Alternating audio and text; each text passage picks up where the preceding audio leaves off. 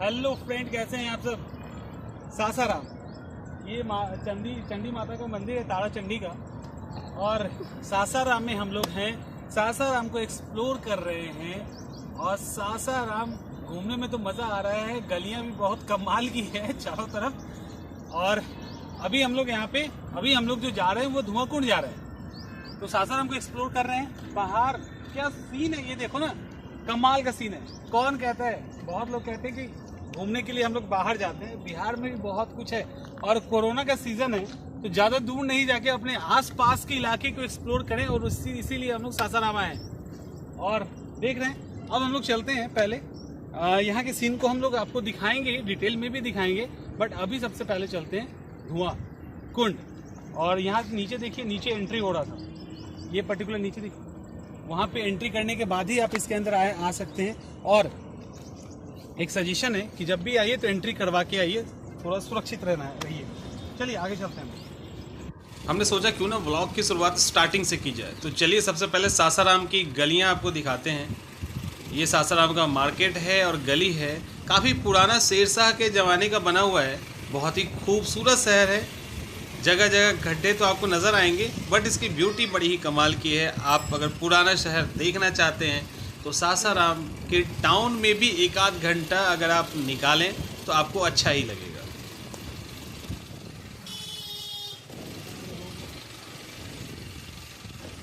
हम लोग जब माँ तारा देवी शक्तिपीठ की तरफ जा रहे थे तो रास्ते में एक शीतला मंदिर देखिए, काफ़ी पुराने तरीके से बना हुआ था। एक अलग भव्यता थी मंदिर की, तो हम लोग यहाँ पे भी रुक गए। वैसे ही कोई फेमस प्लेस नहीं है, बट सोचा कि रुक के एक बार अंदर जाके देखते हैं। तो बड़ा ही ट्रेडिशनल स्टाइल में इस मंदिर को बनाया गया है, जो पुराने ज़माने की याद को ताज़ा कर देगा।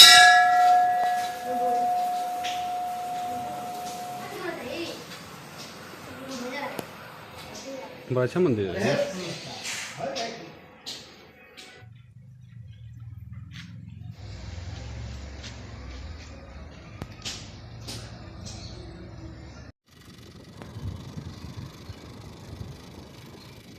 यहाँ से हम लोग टाउन को छोड़ते हुए हाईवे पकड़ लिए हैं। माँ तारा चंडी देवी शक्तिपीठ है वहाँ पे जाने के लिए।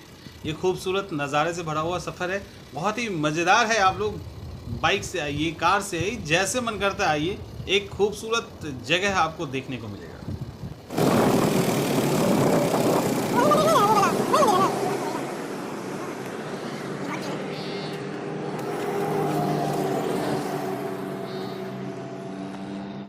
हाईवे से हम लोग आ चुके हैं माँ तारा देवी शक्तिपीठ के मंदिर के सामने और हम लोग चल रहे हैं मंदिर के अंदर। यही से आपको रास्ता धुआं कुंड वाटरफॉल की तरफ भी मिलेगी, तो इसी रास्ते से होते हुए मंदिर के दर्शन करते हुए आप आराम से वाटरफॉल की तरफ जा सकते हैं। और यहाँ पे अच्छी अच्छी दुकानें भी है, रुक के नाश्ता, फूल, जो भी आपको लेना है आप यहाँ से ले सकते हैं।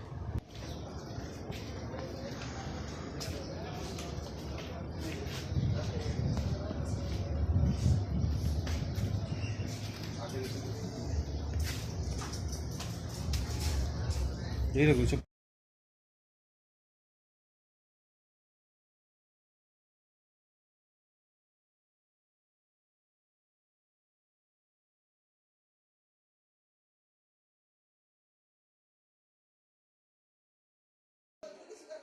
कोविड के कारण मंदिर तो बंद था, बट दूर से यहाँ पुजारी बैठे थे, यहाँ पे आप प्रणाम कर सकते थे। और किसी ने मुझे गलत बता दिया, मैं आगे चला गया, वहाँ से लाइन से लौट के आ रहा था, तो फिर पुजारी ने लौटा दिया। पहले तो वो नहीं बोला, जब पहुँच गए तब उन्होंने कहा कि यह गलत रास्ता है। खैर, तो इसके कारण यहाँ पे रास्ता बंद था, बट आप जब जाएंगे तो इसी तरह से आप घूम के यहाँ पे जा सकते हैं।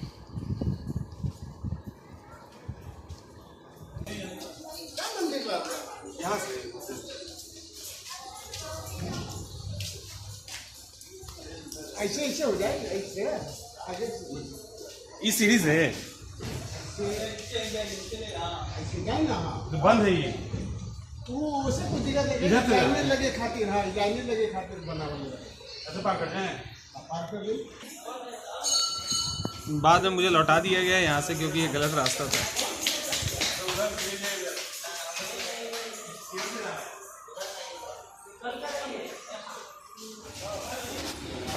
अब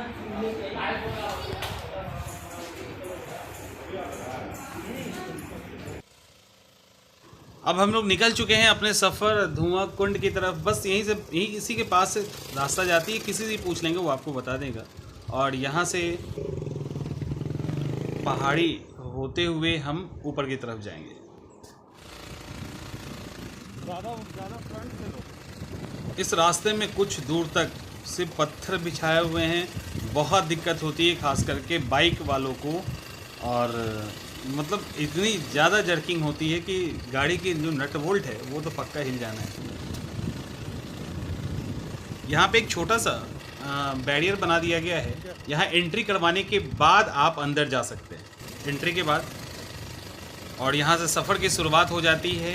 थोड़ी दूर जाने के बाद रास्ता सही हो जाता है, बट यहाँ तक रास्ता बहुत ख़राब है।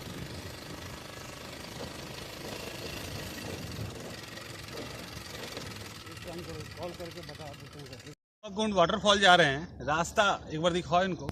अब जाना कहाँ है, दिखा इधर दिखाओ।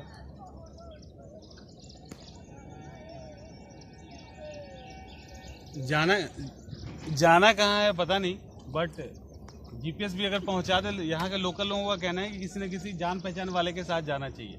चलिए चल के देखते हैं क्या है। बैठिए।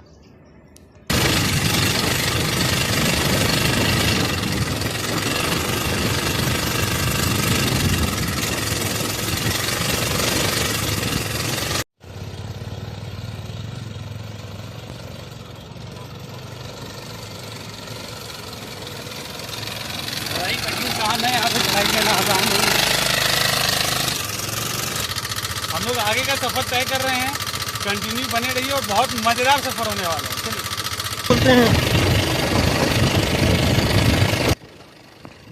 आप यहाँ पे रुक के बीच बीच में फ़ोटो शूट भी कर सकते हैं। हम लोगों ने खूब किया है, छोटे छोटे रिकॉर्डिंग्स कर सकते हैं। तो बड़े ही कमाल का और खूबसूरत जगह है बिहार में।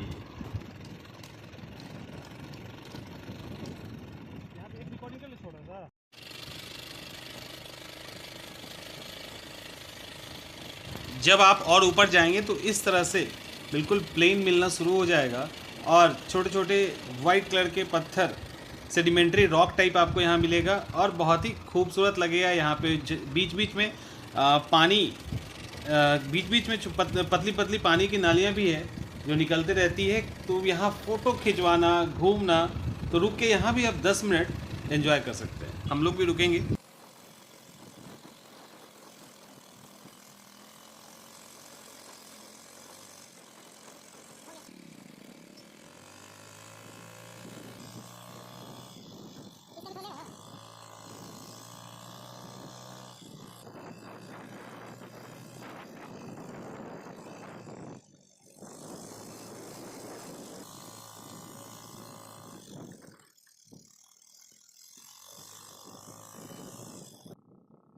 बीच बीच में रुक करके इस तरह से मस्ती कर सकते हैं आप। फ़ोटो शूट करना, रिकॉर्डिंग करना, छोटे छोटे, बहुत ही खूबसूरत और कमाल का जगह है। पानी कहाँ से आ रहा है? पानी वहाँ से आ रहा है, और आप इस पानी में आवाज सुन सकते हैं।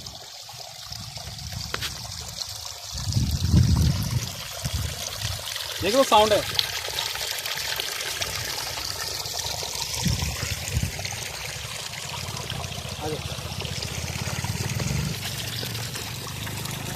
पानी में फोर्स हल्का है, लेकिन आप देख सकते हैं कि अगर ये थोड़ा थोड़ा मिल जाए तो कितना ज़्यादा फोर्स हो सकता है। आगे चलिए। तो ये आपके सामने है सासाराम का झरना। जिस झरने को हम लोग देखने आए थे, ये धुआं कुंड जलप्रपात है, और ये देखिए कितना बड़ा है। ये एक जोक है, और ये झरना नहीं है एक्चुअली। हम लोग चल रहे हैं, रास्ते में ये दिख गया तो हम रुक गए थे कि आपको एक दिखाते हैं। तो ये मिनी झरना है, अभी मेन झरना एक चीज़ और यहाँ ध्यान रखिएगा कि बरसात के टाइम में खास करके ये जो लाल मिट्टी है यहाँ पे, जो एकदम दलदली हो जाती है, स्किड करने लगती है गाड़ी, तो उसका ध्यान रखिएगा ड्राइव करते समय। बीच बीच में चाहो तो थोड़ी मस्ती करने के लिए मेन रोड को छोड़ दीजिए, इस तरफ से जाके साइड से अंदर आप जा सकते हैं। बस कांटों का ध्यान रखना। मैं भी इधर से जा रहा था तो कांटों में फंस गया था।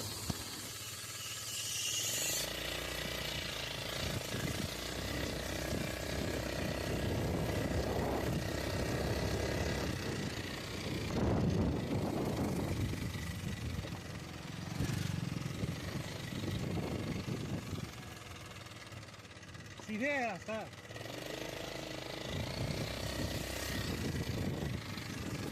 वहाँ का नहीं देखिए।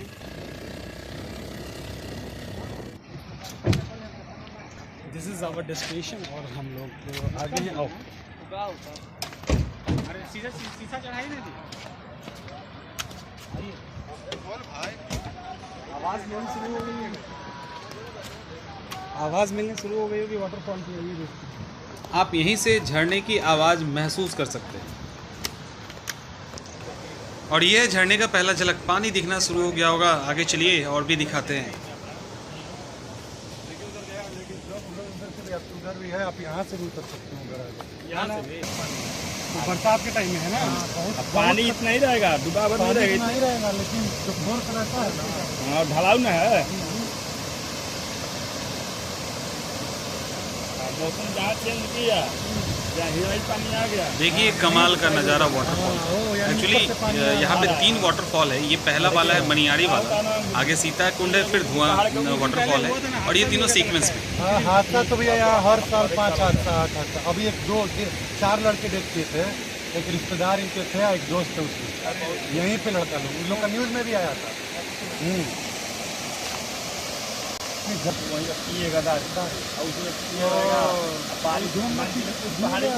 पहाड़ी के उस साइड में हो गया पानी, इधर नजर में नहीं आया। अब उधर से फोर्स में आता है, ढूंढते पानी। यहाँ साइड से आप नीचे से उतर सकते हैं। यहाँ बहुत सारी एक्टिविटीज़ होती है। लोग नहाने तो आते ही आते हैं, पिकनिक मनाने भी आते हैं। बड़ी अपनी गाड़ियों से जब आते हैं तो गैस सिलेंडर, बर्तन, स्टूडेंट बड़ी संख्या में आते हैं, इसके इस पार भी और उस पार भी। तो कोशिश करें कि उस पार ना जाएं, क्योंकि कभी कभी पानी का फोर्स बहुत ज़्यादा हो जाता है तो फिर दिक्कत हो सकती है। अब मुझसे बर्दाश्त नहीं हो रहा, मैं जा रहा हूँ। एक्चुअली प्रॉब्लम पता है क्या हो गया, कपड़े लेके आया नहीं, नहाने का मन कर रहा है, बट इस बार नहीं, अब नेक्स्ट टाइम।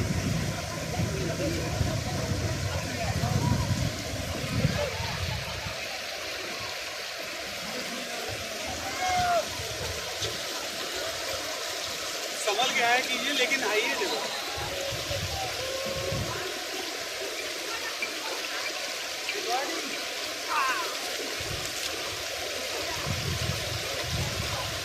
आ जाओ आगे, रुको।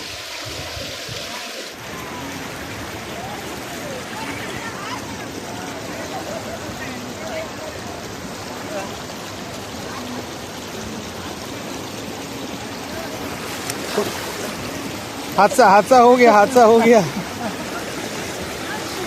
ना।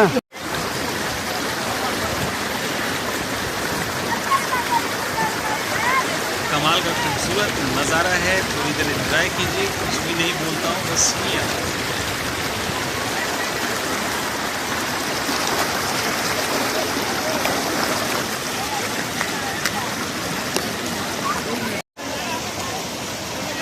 बड़ा ही कमाल है। और तीन जगह चारों तरफ का बहुत खूबसूरत है। आइए तो जरूर नहाने की जरूर कोशिश कीजिए, जो नहीं हो पा रहा है।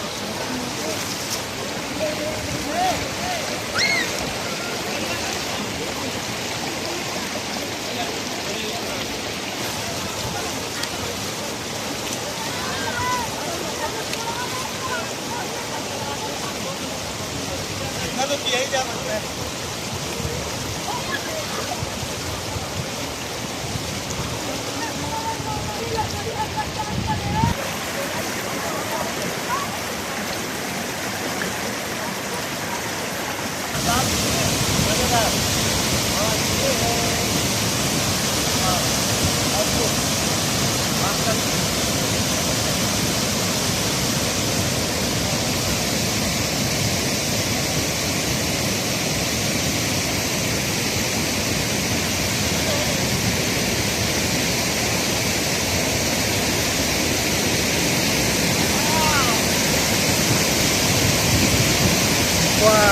बिजूर आप यहाँ पे कुछ देर मस्ती कर सकते हैं, दिन भर टाइम स्पेंड कर सकते हैं अपने साथ, फैमिली के एंजॉय कर सकते हैं। तो भाई रिकॉर्डिंग कीजिए, एंजॉय कीजिए, जो भी चाहो।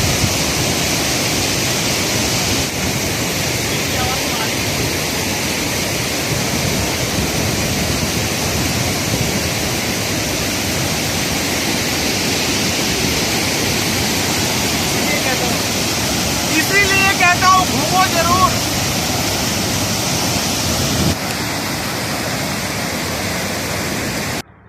चलिए, एक मज़ेदार ट्रिप हो गई धुआं कुंड जलप्रपात वाटरफॉल की। अब हम लोग फाइनली चल रहे हैं शेरशाह के मकबरे की तरफ, टाउन से होते हुए।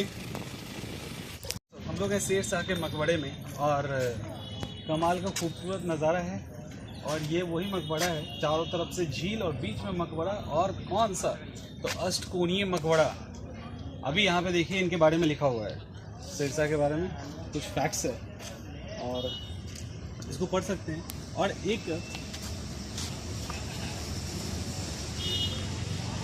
एक इम्पॉर्टेंट बात मैं बता दूं, इसके ओपनिंग को लेकर अलग अलग जगह पे अलग अलग कंफ्यूजन है। ये एक्चुअली 7 बजे सुबह खुल जाता है, 5:30 बजे तक खुला होता है।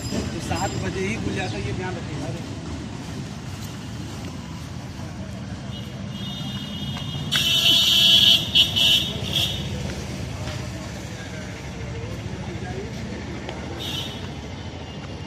खुल जाता है 5:30 बजे। इसका मतलब ये भी एक मकबरा है यहाँ पे।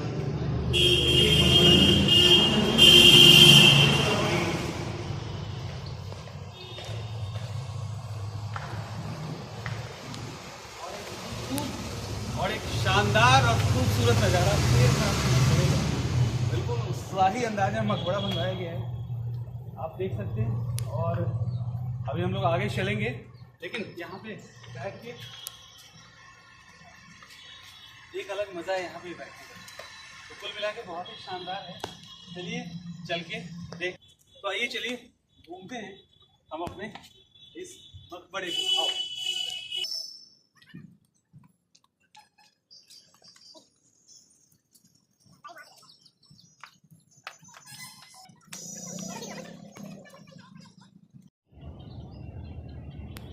यहाँ पे वैसे सालों भर आ सकते हैं, ऐसा कुछ नहीं है कि कोई पर्टिकुलर सीजन है।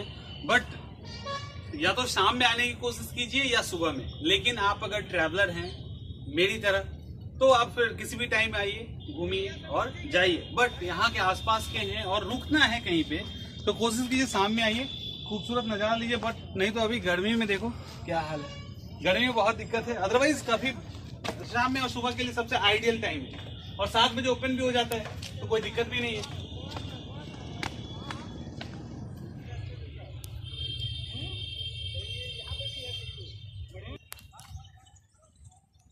देखिए मछली मारा जा रहा है। फोटो नहीं खींचोगे तो फोटो खींचो ना, तो नीचे नहाने के लिए होगा ना। चलिए इस खूबसूरत मकबरे को अच्छे से देखिए, बहुत ही कमाल का बना हुआ है।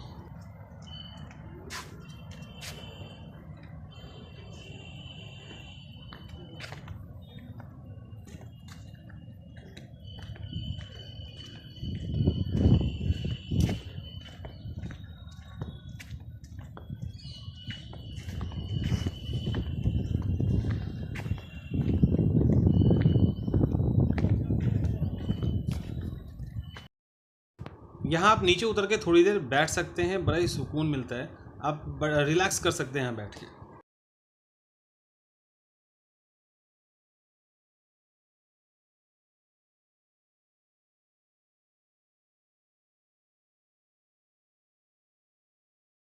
तो चलिए शेरशाह के मकबरे के साथ हम लोग सासाराम का सफ़र पूरा करते हैं और अगली वीडियोस में फिर आगे के अच्छे अच्छे प्लेसेस को हम लोग घूमेंगे। आप इसको सब्सक्राइब कर सकते हैं ताकि घूमने फिरने जैसी वीडियोस आप हमेशा देखते रहें। और सासाराम पटना से ज़्यादा दूर नहीं है, लगभग 150 किलोमीटर के आसपास है। तो आप आराम से सासाराम जा सकते हैं सुबह सुबह और सासाराम को विज़िट करके वापस आ सकते हैं। वैसे सासाराम में भी रहने के लिए 400-500 से होटल शुरू हो जाता है, तो आप स्टे कर सकते हैं। खाना भी काफ़ी सस्ता है और बहुत आसानी से अगल बगल की जगह को घूम सकते हैं। चलिए मिलते हैं अगले वीडियो में।